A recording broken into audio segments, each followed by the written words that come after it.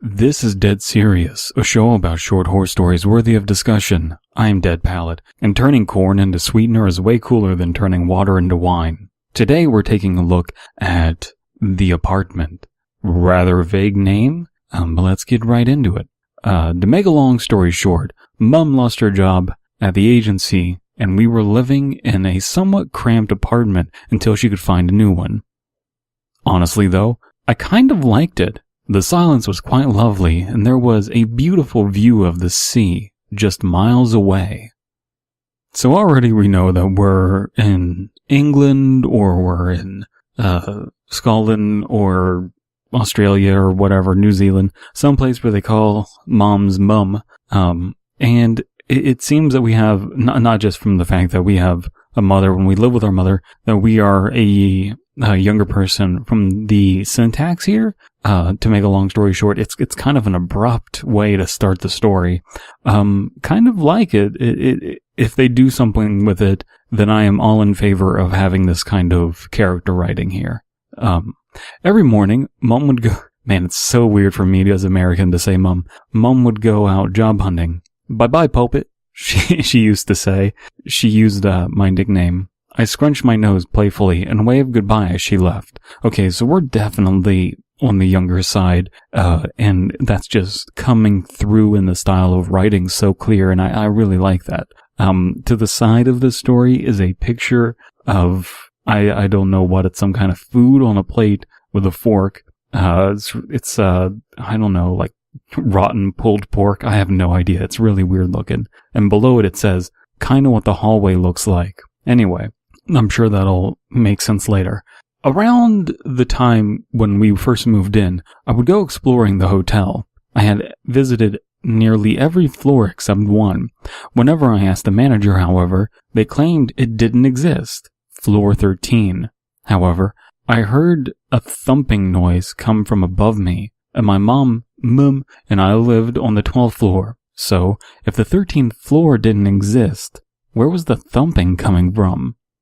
It wasn't until late October that year when I finally went to look. There was also a 13 on the elevator. So, of course, I wasn't alone. My friend Victoria, who had also moved in recently, was curious as well.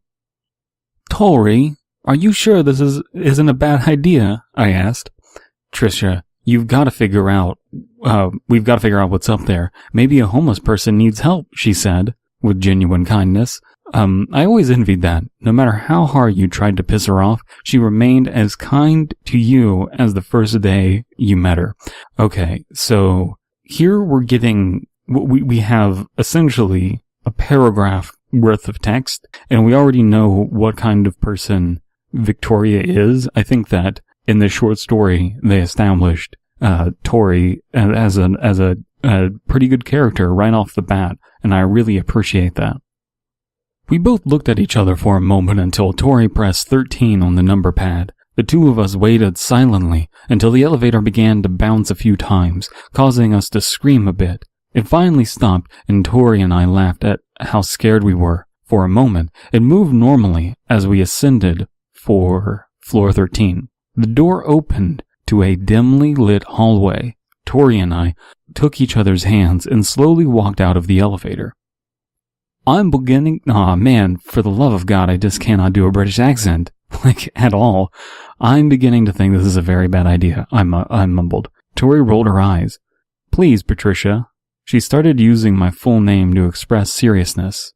There's nothing to be worried about. Then why did the manager lie to us about this floor? I asked. Really? Look at this place. It's a mess. No wonder they wanted it to be kept a secret. So these young ones have some pretty good reasoning skills. I don't know.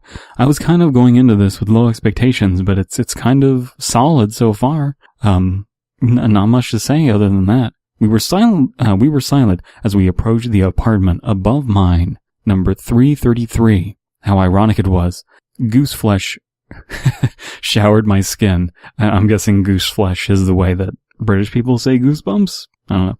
I now suddenly hated living in apartment 233. Tori reached for the doorknob when I stopped her. You know as well as I do that I'm not religious, Tori, but but have you ever heard of the legend of Halfway to Hell? I asked her. She groaned. Trisha, get a grip. And no, I haven't heard of it. 333 represents halfway to hell. 666 is hell. Okay, so this would be stupid and cringeworthy if not for the fact that these are kids, and so kids would legitimately get spooked by something stupid like this, and I like that. Tori ignored my pleas and reached for the doorknob again, but once she touched it, she jerked her hand back, tears forming at the edges of her eyes. You see, I told you, I said to her. It's not that at all. It burned my hand just like that, she said. I frowned. Then we should go back. There is no way I'm going back after all the courage it took for us to get in the elevator. She scrunched her face, and soon after I did as well. A horrid scent filled my nostrils. I almost threw up right there. Dear God, what is that stench? Tori cried out. I turned my head to see a shadowed image meters away from us. Tori, I mumbled. She turned her head as well and froze at the spot. I think we should go now.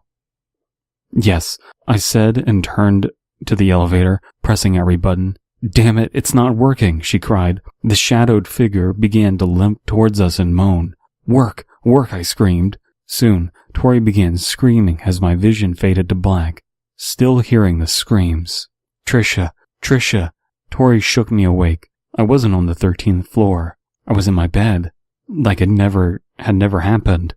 Was it a dream? Come on, we both decided to go and explore floor 13 today, remember? She asked. Tori, are you sure this isn't a bad idea? Trisha, we've got to figure out what's up there. Maybe it's a homeless person that needs help. Okay, so we got, it was all a dream, which is kind of disappointing. I really felt like maybe this could be setting up towards something. It sounded kind of like a classical horror tale that kids would tell to kids, and it didn't bring it home, did it? Let me know what you think for sure, but, yeah, just kind of got, generic there at the end. It really could have had something. It really could have, either gone more in the direction of being realistic and character writing, or it could have gone more in the direction of, childhood, spooky camp story kind of thing. Not sure which one this wanted to be, but the kind of, Groundhog's Day effect at the end really doesn't do it for me. Posted on April 28th, 2014 by, Alphon Delton. Good story, but cramp ending, 4 out of 10. I agree. I was kind of really engaged in what was going on. February 28th, 2014.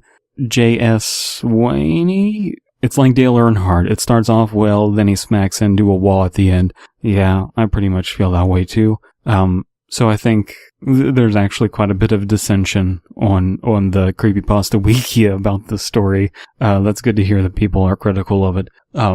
Even though it's a story I was kind of engaged in. But let's get on to our sponsor of the day, Crossfire. Crossfire. You will get caught up in it.